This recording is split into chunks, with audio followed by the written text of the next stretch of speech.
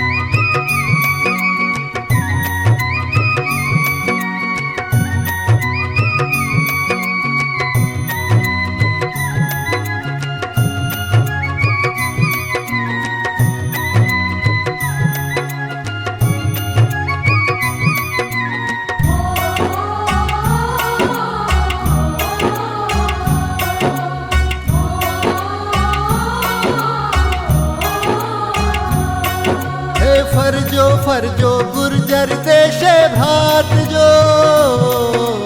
ફરજો ફરજો ગુર્જર દેશે ભ્રાતજો.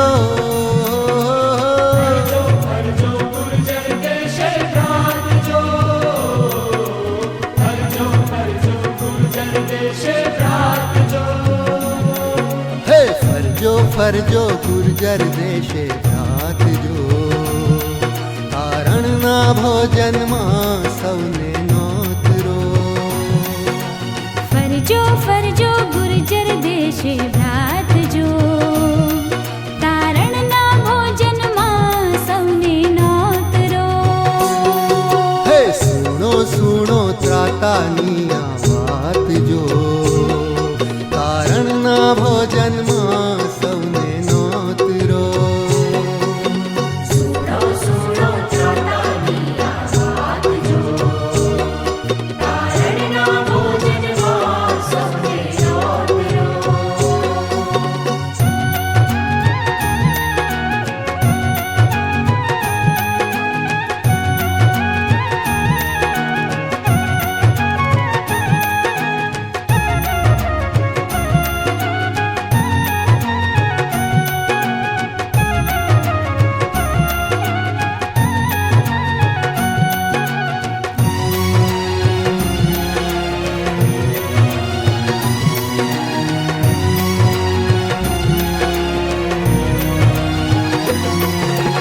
જાજો જાજો શહેરોને સૌ ગામજો. જાજો જાજો શહેરોને સૌ ગામજો.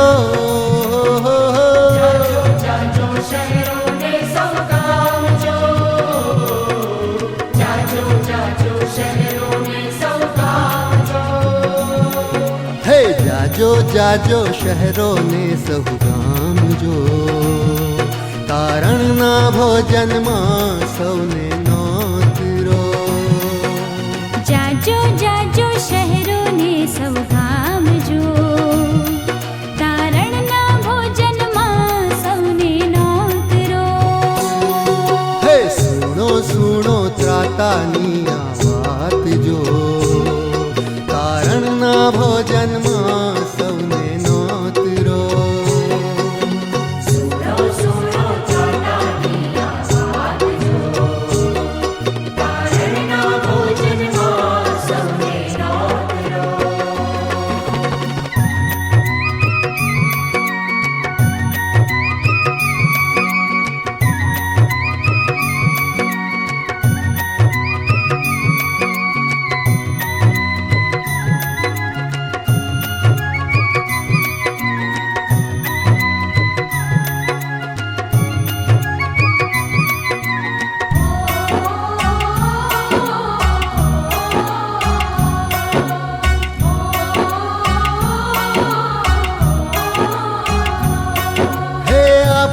આપો જઈને શુભ ઉપદેશ જો.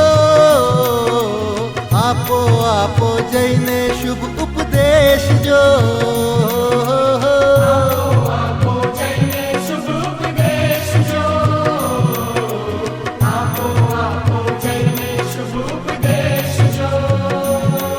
હે આપો આપો જઈને શુભ ઉપદેશ જો, તારણના ભોજનમાં સૌને નોતરો. આપો આપો જઈને શુભ ઉપદેશ જો, તારણના ભોજનમાં સૌને નોતરો. હે સુણો સુણો ત્રાતાની આ વાત જો, તારણના ભોજનમાં સૌને નોતરો. સુણો સુણો ત્રાતાની આ વાત જો, તારણના ભોજનમાં સૌને નોતરો. સુણો સુણો ત્રાતાની આ વાત જો, તારણના ભોજનમાં સૌને નોતરો. સુણો સુણો ત્રાતાની આ વાત જો, તારણના ભોજનમાં સૌને નોતરો. તારણના ભોજનમાં સૌને નોતરો. તારણના ભોજનમાં સૌને નોતરો. તારણના ભોજનમાં સૌને નોતરો. તારણના ભોજનમાં સૌને નોતરો. તારણના ભોજનમાં સૌને નોતરો. તારણના ભોજનમાં સૌને નોતરો.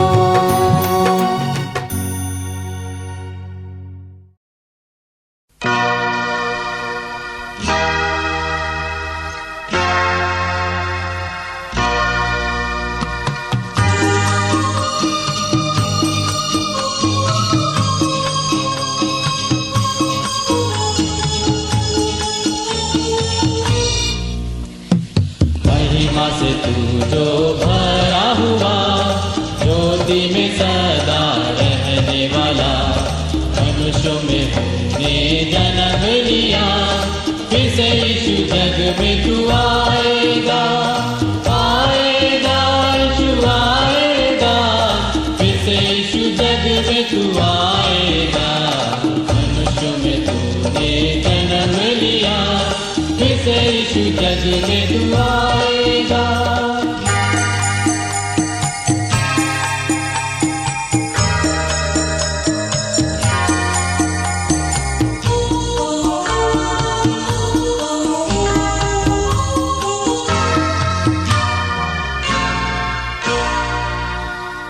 भूमि आकाश में समा न सका, मंदिरों में तू रह न सका. चंद्र होकर चढ़नी में पैदा हुआ, मन में हमारे घर तू बना. घर तू बना यीशु, घर तू बना, मनो में हमारे घर तू बना. चंद्र होकर चढ़नी में पैदा हुआ, मनो में हमारे घर तू बना.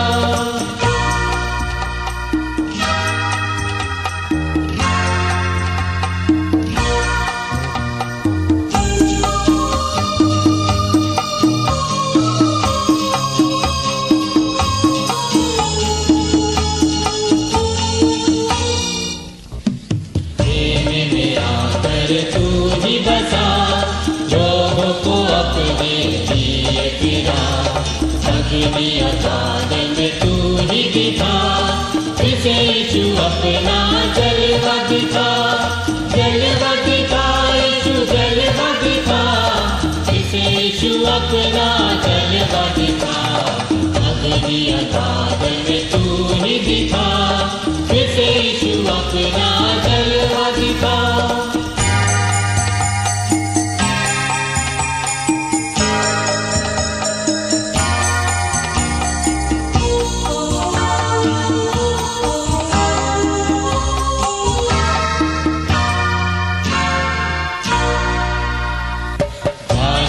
तूने प्रार्थना सुनी, ऐसा कि तूने सहायता की. बाबुल में तूने बेदारी भेजी, अपने लोगों को फिर से दे रिहाई. दे रिहाई यीशु, दे रिहाई, अपने लोगों को फिर से दे रिहाई. बाबुल में तूने से दे रिहाई।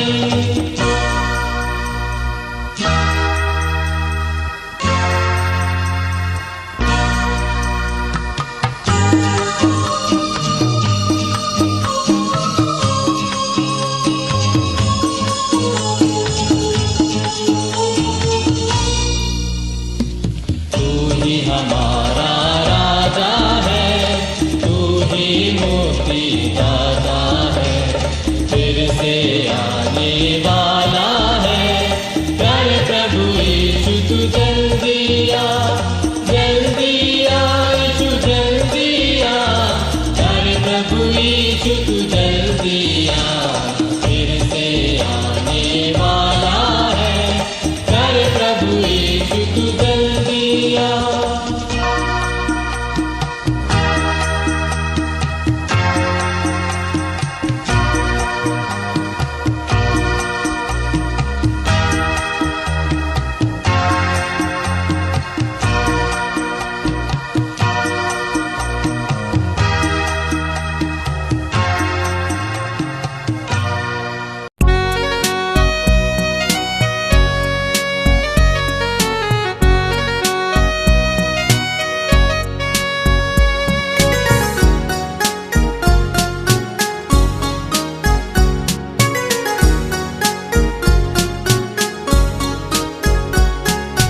કાઢવા મુજ પાપ રૂપી વેશ તમામ, પ્રભુ ઈસુ આવ્યો દુઃખને ઠામ, સ્તંભ સહી તેણે દીધો આરામ, સ્તુતિ હો હરદમ,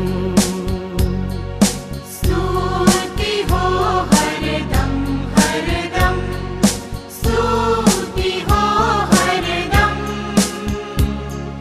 સ્તંભ સહિત તેણે દીધો આરામ, સ્તુતિ હો હરદમ.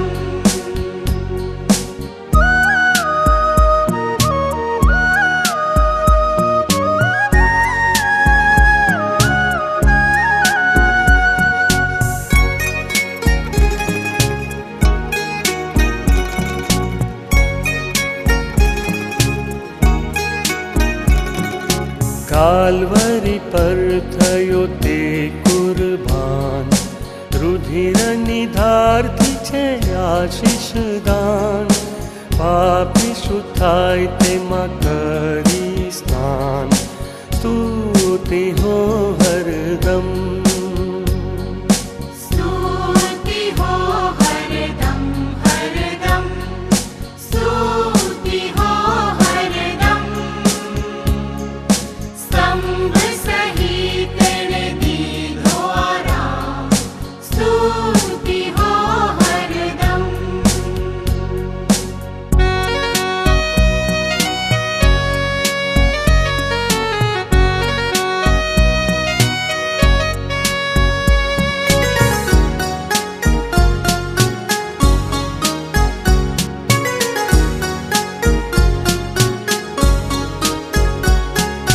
તેવી અજાયબ અનુપમ પ્રીત, પાપી કાજે થયો પ્રાયશ્ચિત, મુક્ત કરે નિજ લોહી થકી, સ્તુતિ હો હરદમ.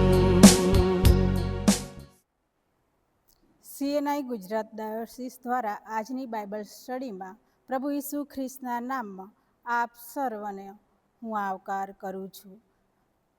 સીએનઆઈ સિનડના ડેપ્યુટી મોડરેટર સાહેબ અને ગુજરાત ડાયોસિસના બિશપ રાઇટ રેવ ડૉક્ટર સિલ્વાન્સ એસ ક્રિશ્ચિયન સાહેબ તથા સમસ્ત અધિકારીગણનો હું આ સમયે આભાર માનું છું. માન્ય શ્રી એરિયાડીન સાહેબ, રેવરન્ડ દિલીપકુમાર નીનામા સાહેબનો પણ આ સમયે હું આભાર માનું છું. જે તક મને જે પ્રાપ્ત થઈ છે તેના માટે આપ સર્વ અધિકારીગણનો આ સમયે હૃદયના ઊંડાણથી હું આભાર માનું છું. આપણે પ્રભુના વચનમાં જઈએ તે પહેલાં ટૂંકી પ્રાર્થનામાં જોડાઈશું. હે ઉચ્ચ અને ઉન્નત રાજ્યસન પર બિરાજમાન અમારા સ્વર્ગીય પિતા, આકાશ તમારું રાજ્યસન અને પૃથ્વી તમારું પાયાસન છે. હજારો અને લાખો દૂતો પરમેશ્વર પિતા નિરંતર તમારી સ્તુતિને આરાધના કરતા થાકતા નથી અને વિસામો લેતા નથી. એવા પવિત્ર ઈશ્વર, તમે અમને મળ્યા છો માટે તમારો આભાર માનીએ છીએ. હા પરમેશ્વર પિતા, તમે મનુષ્ય જાત પર ખૂબ જ પ્રેમ કર્યો અને તમારા દીકરા ઈસુ ખ્રિસ્તને અમારા પાપોને સારું મોકલી આપ્યો માટે તમારો આભાર માનીએ છીએ. આજની ઓનલાઈન બાઇબલ સ્ટડી માટે પરમેશ્વર પિતા, જે કંઈ વચનો વાંચીએ, જે કંઈ અમે શીખીએ, તે પરમેશ્વર પિતા તમારા મહિમાને અર્થે વપરાય અને આ સુવાર્તા દરેક ગામે ગામ પરમેશ્વર પિતા પહોંચે તેવી કૃપા આમ સર્વને માટે થવા દો. પરમેશ્વર પિતા, આજનો આ દિવસ તમારા હાથમાં સોંપીએ છીએ. આજની આ સાંજની બાઇબલ સ્ટડીમાં તમે મારા હોઠો દ્વારા ઉપયોગ કરો તેવી પ્રાર્થના કરીએ છીએ. આ પ્રાર્થના પ્રભુ ઈસુના નામમાં માંગીએ છીએ. બાપ, સાંભળોને સ્વીકાર કરો. આમેન. આપણે શાસ્ત્ર પાઠમાં જોડાઈશું અને માર્કની લખેલી સુવાર્તા તેનો 6 અધ્યાય 53 થી 56 કલમ. ઈશ્વરના વચનોમાં જોડાઈએ. અને તેઓ પાર જઈને ગન્નેસરેત દેશમાં આવ્યા ને તેઓએ કિનારે લંગર કર્યું. અને તેઓ હોડી પરથી ઉતર્યા ત્યારે લોકોએ તેને તરત ઓળખ્યો ને ચોતરફ તે આખા પ્રદેશમાં દોડી જઈને તે ક્યાં છે તે તેઓને સાંભળ્યું. ત્યારે માંદાઓને ખાટલામાં ઘાલીને તેઓ ત્યાં લાવવા લાગ્યા. અને તે જે ગામોમાં કે શહેરોમાં કે પરાઓમાં પેઠા, ત્યાં તેઓએ માંદાઓને ચૌટાઓમાં રાખ્યા ને તેને વિનંતી કરી કે તેઓને માત્ર તારા લુગડાની કોરને અડકવા દે. અને જેટલા તેને અડક્યા તેટલા સાજા થયા. આમીન.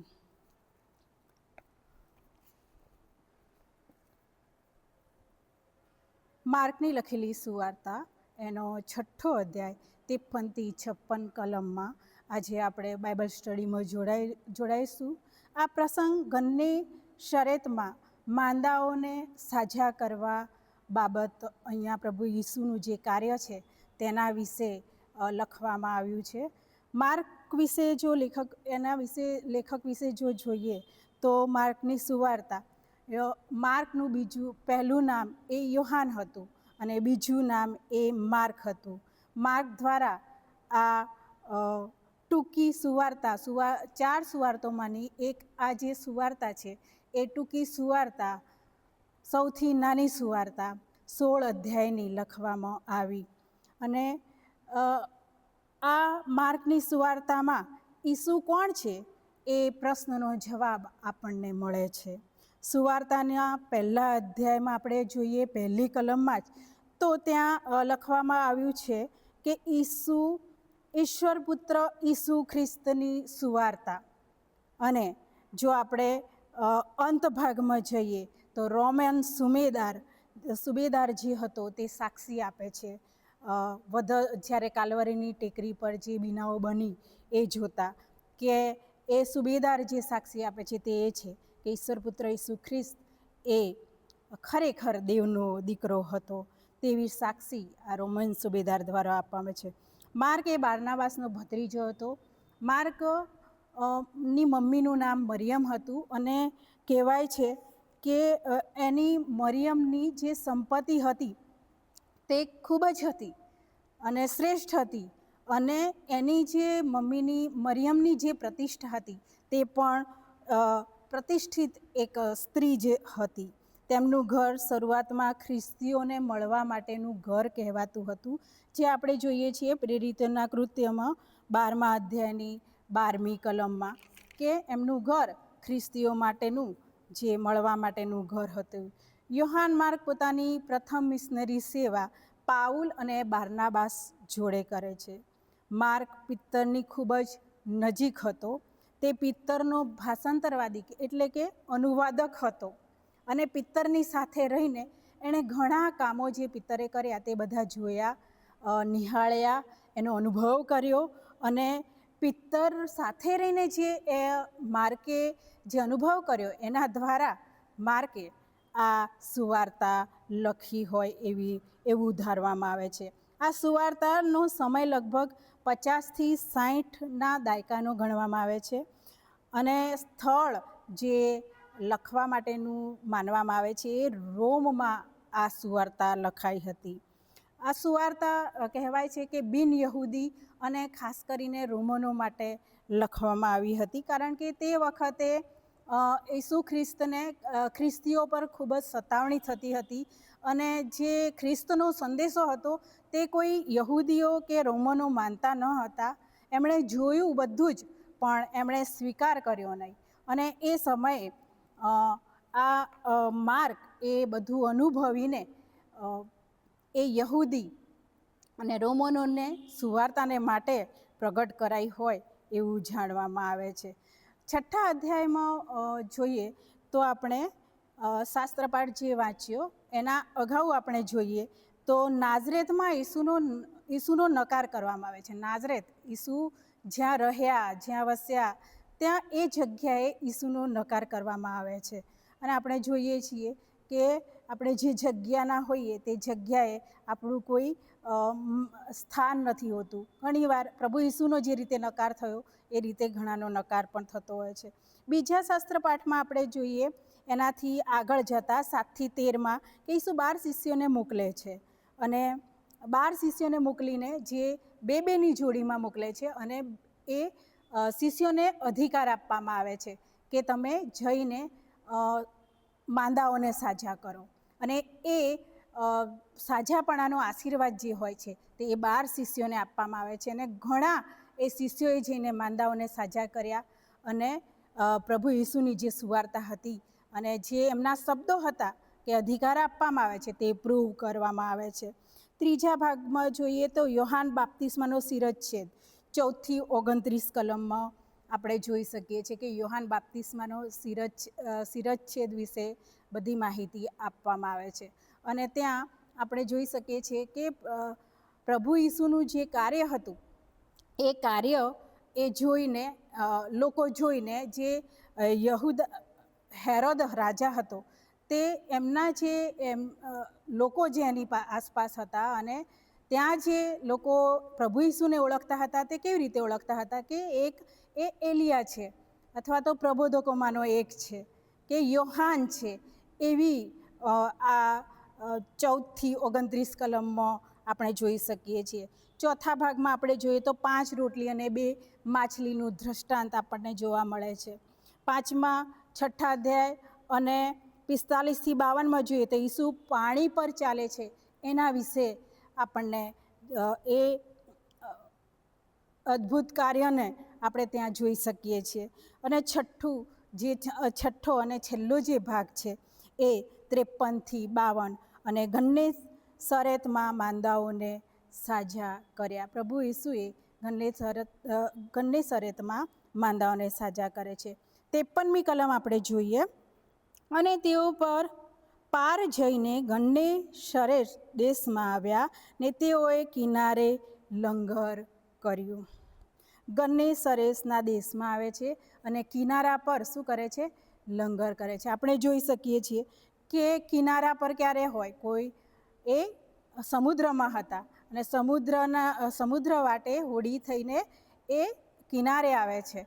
તો આપણે ત્યાં જોઈ શકીએ છીએ કે ગન્નેસરેત દેશ આ નગર ગાલિલના સમુદ્રની ઉત્તર પશ્ચિમ બાજુ અને કપરનહુમના દક્ષિણે જ્યાં ઈસુ રહેતા હતા ત્યાં આવેલું છે. કદાચ તે ગન્નેસરેતના સાંકડા મેદાનો પર હતું. કહેવાય છે કે આ મેદાનની જમીન ફળદ્રુપ હતી, ત્યાં ખૂબ જ પ્રમાણમાં વરસાદ વરસતો હતો અને એ જે જગ્યા હતી તે ખેતીલાયક જગ્યા હતી. અને એ આ ગન્નેસરેતની વાત ત્યાં લખવામાં આવી છે. અને 54મી કલમમાં આપણે જોઈએ અને તેઓ હોડી પરથી ઉતર્યા ત્યારે લોકોએ તેને તરત ઓળખ્યો. ઓળખાણ આજના સમયમાં આપણે જોઈએ તો ઓળખાણ, આપણે આધાર કાર્ડ લઈને કોઈ બી જગ્યાએ જઈએ તો એ આપણું ઓળખપત્ર છે, પણ તે સમયે કોઈ ઓળખપત્ર હતું નહીં. પણ આપણે ઓળખાણ એ કેવી રીતે લોકો ઓળખી ગયા હશે, કારણ કે એમના વિશે ઠેર ઠેર દરેક જગ્યાએ વાતો થતી હતી. ચમત્કારોની વાતો થતી હતી, તેમના કાર્યોની વાતો થતી હતી અને ઈસુ એક સાજાપણું આપનાર છે એ રીતે વાતો થતી હતી. એટલા માટે કદાચ જોઈ શકીએ આગળના આપણે અધ્યાયોમાં જોઈએ કે ઈસુ એ 5,000ને જમાડે છે. ત્યાં 5,000 લોકો હતા. એટલે એ રીતે પ્રભુ ઈસુને લોકો ઓળખતા હશે. અને જ્યારે તે એ ગન્નેતરસના કિનારે આવે છે, સમુદ્રના કિનારે, ત્યારે લોકો તેમને ઓળખી જાય છે.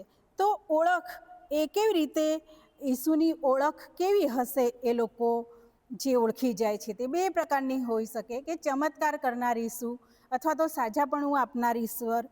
તો એ 5,000 લોકોને જે જમાડ્યા એના વિશે લોકો જાણતા હશે. અને પછી આગળ 8મા અધ્યાયમાં આપણે જોઈએ તો ત્યાં લખવામાં આવ્યું છે 1થી 10 કલમમાં કે 4,000 લોકોને પ્રભુ ઈસુએ 7 રોટલી અને થોડીક માછલી દ્વારા તેમને જમાડ્યા હતા. શા માટે લોકોના ટોળે ટોળા ઈસુની પાછળ ફરતા હતા? કેમ કે એ વખતે કહે છે કે ચમત્કારો દ્વારા લોકોને એ સાંજ પડી જતી હતી અને ચમત્કારો જોયા અને એમની વાતો સાંભળવામાં એ લોકો ઘરે જઈ ના શક્યા. અને એવા સમયે પ્રભુએ શું કર્યું? ઈસુ બાપે કે ચમત્કાર કરીને તેમને જમાડ્યા. માટે એ ભરણ પોષણ, જમવાનું એમને મળી રહેતું હતું, ચમત્કારો થતા હતા.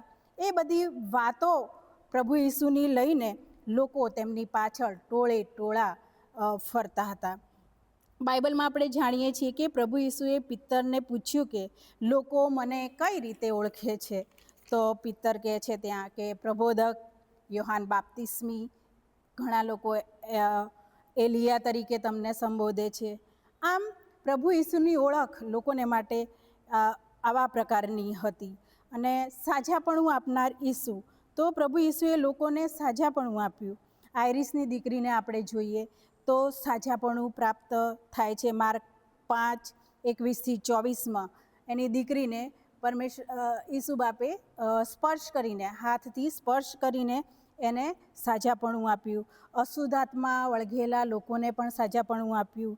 જન્મથી આંધળા માણસને પણ એમણે સાજાપણું આપ્યું. માટે પ્રભુ ઈસુની જે સાજાપણું આપનાર તરીકે પણ એમની ઓળખ હતી. આપણે જોઈએ છીએ 6ઠા અધ્યાયને 7 અને 13મી કલમમાં કે ઈસુ 2 શિષ્યોને મોકલે છે અને અધિકાર આપે છે સાજાપણા માટે. અને 7મી કલમમાં શિષ્યોને અશુદ્ધ આત્માઓ પર અધિકાર આપ્યો. શિષ્યોને અશુદ્ધ આત્માઓ પર અધિકાર આપે છે અને એ દ્વારા, અધિકાર દ્વારા એ અશુદ્ધ આત્માઓ પર અને સાજાપણા પર શિષ્યો એમને સાજાપણું આપતા હતા. 55મી કલમ આપણે વાંચીએ. અને તરફ તે આખા પ્રદેશમાં દોડી જઈને તે ક્યાં છે તે તેઓએ સાંભળ્યું, ત્યારે માંદાઓને ખાટલામાં ઘાલીને તેઓ ત્યાં લાવવા લાગ્યા. કેવી રીતે જાય છે?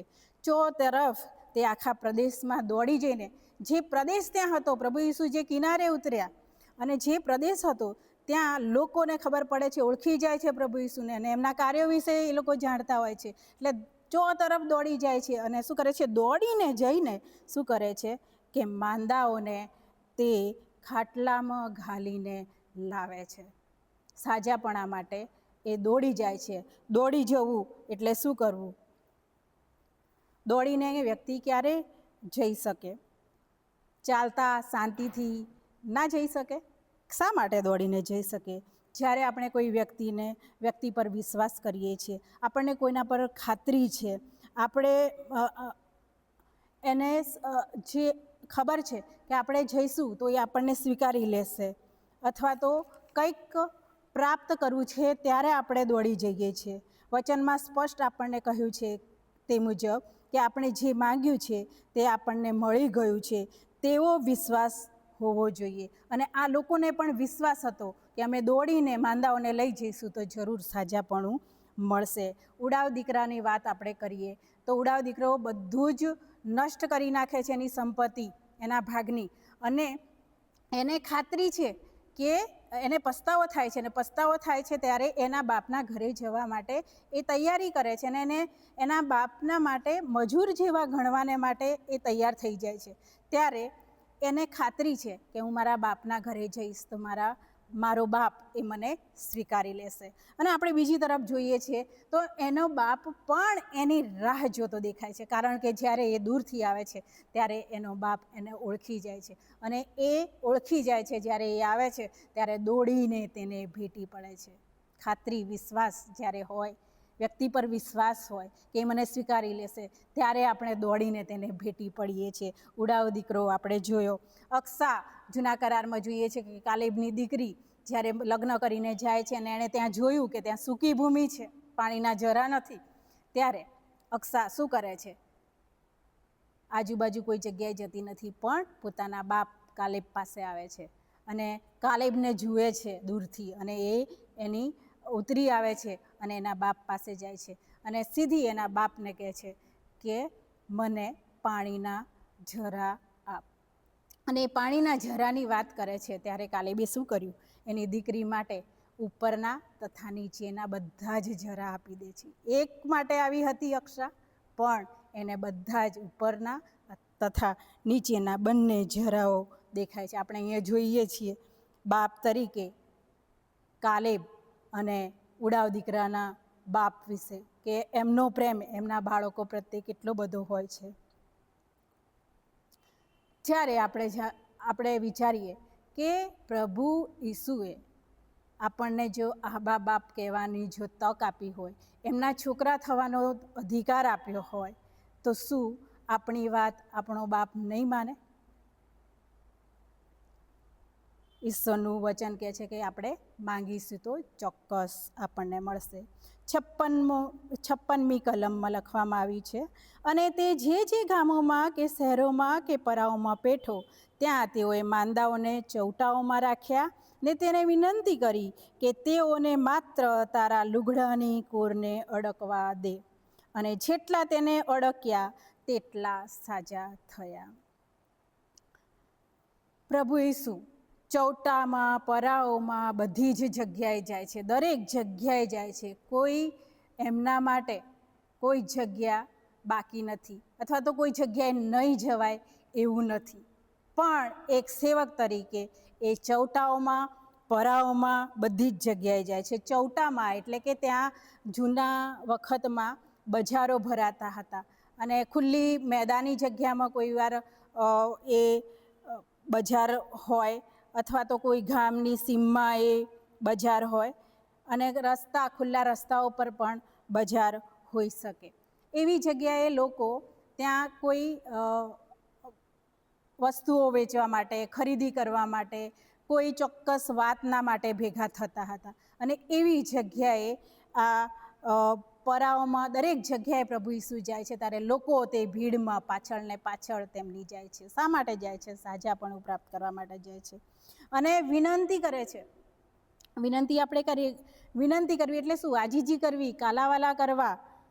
વિનંતી ક્યારે કરી શકીએ? જો આપણામાં નમ્રતા હોય, હાથ જોડીએ, પ્રાર્થના કરીએ, નમન કરીએ, એ સંદર્ભે આપણે નમ્ર બનવાનું હોય ત્યારે વિનંતી કરીએ.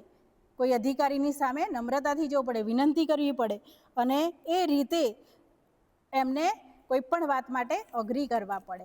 અને આ સાજાપણા માટે આ લોકો તેમને વિનંતી કરે છે, આજીજી કરે છે, અને એમને કહે છે કે ફક્ત માત્ર તારા લુગડાની કોરને અડકવા દે. લુગડાની કોર માત્ર ફક્ત લુગડાની કોર એટલે કે જે કપડાનો છેવાડાનો ભાગ છે, નાનો ભાગ છે, જૂજ નાનું અથવા તો કિનારો, એને અડકવાની વાત છે. નાની વસ્તુને અડકીને એ પ્રભુ ઈસુનું સામર્થ્ય પ્રાપ્ત કરવું. પ્રશ્ન એ થાય કે લુગડાની કોરને અડકવાથી સાજાપણું મળે છે? તો આ પ્રશ્નનો જવાબ છે હા. માર્ક 5:25-29 આપણે જોઈ શકીએ છીએ કે એક બાઇબલનું પાત્ર છે, અને તે તો છે લોહીવાવાળી સ્ત્રી. 12 વર્ષથી પીડિત લોહીવાવાળી સ્ત્રી. એ સ્ત્રી પ્રભુ ઈસુના જબ્ભાની કોરને અડકે છે અને સાજાપણું પ્રાપ્ત થાય છે. Praise the lord. અને ઈસુ શિષ્યોને પૂછે છે કે મને કોઈક અડક્યું. શા માટે ઈસુ શિષ્યોને પૂછે છે? આજુબાજુ ઘણા બધા લોકો હતા, ભીડ હતી, કોઈ પણ અડકી શકે. શા માટે ઈસુ તેમને પૂછે છે? બધા જ છે, પણ એમને શું લાગ્યું એવું કે કોઈક મને અડક્યું, કારણ કે પ્રભુ ઈસુને પણ કોઈનો વિશ્વાસ અડ્યો, કોઈની અંગત વિશ્વાસ જે સ્ત્રીનો હતો, આટલા વર્ષોથી બીમાર હતી અને એને સાજાપણું પ્રાપ્ત થયું અને એ પ્રભુ ઈસુમાંથી પરાક્રમ નીકળ્યું. માટે પ્રભુ ઈસુને ખબર પડી કે કોઈક મને અડક્યું હતું. આપણે આ સ્ત્રીને જે પોતાનો અંગત વિશ્વાસની વસ્તુ આપણે અહીંયા જોઈ શકીએ છીએ. વિશ્વાસ વગર ઈસુની પાસે જઈ શકાતું નથી. 56મી કલમ અને તેનો છેલ્લો ભાગ, જેટલા તેને અડક્યા તેટલા સાજા થયા. અત્યાર સુધી આપણે જે સમજ કેળવી તે તો લોકો દ્વારા ઈસુને શારીરિક સ્પર્શની હતી. આયરીસની દીકરી તો હાથ અડકાડવાની વાત આવી અને જબ્બાની કોરને કપડાને અડકાની વાત આવી. એટલે શારીરિક રીતે એ લોકો પ્રભુ ઈસુને અડકવાથી સાજાપણું મળે છે, ચમત્કારો થાય છે એવું માનતા હતા. એટલે લોકો તેમની પાછળ ચાલતા હતા. અને કહેવાય છે કે આંધળાને પ્રભુ ઈસુએ સાજો કર્યો તો થૂંકમાંથી એક આદવ બનાવીને એની આંખ પર લગાડ્યું અને એને દેખતો થાય છે, જે જન્મથી આંધળો માણસ દેખતો થાય છે. વચનમાં લખ્યું છે કે જેટલા તેને અડક્યા તેટલા સાજા થયા. આત્મિક સ્પર્શ શું હોઈ શકે? વાલા મિત્રો, તે સમયે પ્રભુ ઈસુ પૃથ્વી પર હતા અને તેમની પાછળ લોકો દોડીને તેમને ઓળખીને તેમની પાછળ દોડ્યા અને સાજાપણું પ્રાપ્ત કર્યું. આજે આપણે ઈસુને કેવી રીતે ઓળખીએ છીએ? જે લોકોને માટે પ્રભુ ઈસુએ ચમત્કારો કર્યા, માંદાઓને સાજા કર્યા, તેમની દરેક જરૂરિયાતો પૂરી કરી, યોગ્ય માર્ગદર્શન પૂરું પાડ્યું, જીવન કેવી રીતે જીવવું તે દ્રષ્ટાંતો દ્વારા તેમને શીખવ્યું. છતાં પણ તેઓ આત્મિક રીતે નબળા હતા. તેમણે એ જોયું કે પ્રભુ ઈસુ આ બધું કરી શકે છે, તેમ છતાં પણ એમને દેવ તરીકે સ્વીકાર્યો નહીં. અને જ્યારે આપણે જોઈએ છીએ અંત ભાગમાં કે પ્રભુ ઈસુને જ્યારે ક્રૂસે લટકાવવાના હતા ત્યારે આ જ લોકો જે એમની પાછળ ફરતા હતા એ જ લોકોએ બૂમો પાડીને કહ્યું કે પ્રભુ ઈસુને વધસ્તંભે ચડાવો. અને આપણે જોઈ શકીએ છીએ કે એ માનવ લોકને માટે પ્રભુ ઈસુ વધસ્તંભે ચડાયા. ઈસુ પર વિશ્વાસ રાખીએ, પ્રાર્થના કરીએ. જે આપણી મધ્યે સંબોધક તરીકે પવિત્ર આત્મા મૂકવામાં આવ્યો છે તેના થકી ભરપૂર થઈને ઈશ્વરના સાચા સેવક સેવિકાઓ બનીએ. પ્રભુ પર વિશ્વાસ આપણે જોઈએ છીએ કે જૂના કરારમાં ઇબ્રાહીમનો વિશ્વાસ, સારાનો વિશ્વાસ,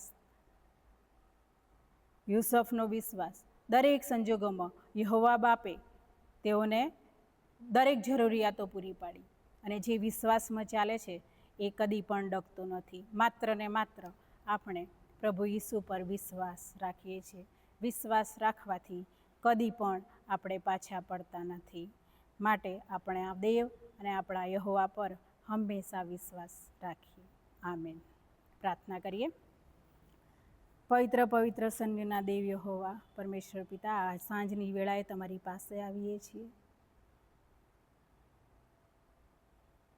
અને તમને વિનવીએ છીએ પ્રભુ, અમે ઘણા પાપો કર્યા છે, અમે તમારા પર વિશ્વાસ રાખ્યો નથી, તમને અડક્યા નથી, તમને જોયા પણ અમે તમને સ્વીકારી ના શક્યા. પરંતુ પ્રભુ, આજે અમે વિશ્વાસથી તમારી પાસે આવીએ, તમને અડકીએ અને ઈસુ ખ્રિસ્ત એ જ પ્રભુ છે તેવો વિશ્વાસ અમે તમારા પર કરીએ અને અમારા જીવનોમાં પરમેશ્વર પિતા હંમેશા ને હંમેશા તમે જ માર્ગદર્શક અને પ્રેરણા આપનારા બની રહો તેવી પ્રાર્થના કરીએ છીએ. આજના બાઇબલ સ્ટડીને માટે આભાર માનીએ છીએ પ્રભુ. અમને જે વચનો શીખ્યા તેના માટે આભાર માનીએ છીએ. આ પ્રાર્થના પ્રભુ ઈસુના નામમાં માંગીએ છીએ બાપ, સાંભળો ને સ્વીકાર કરો. આમેન.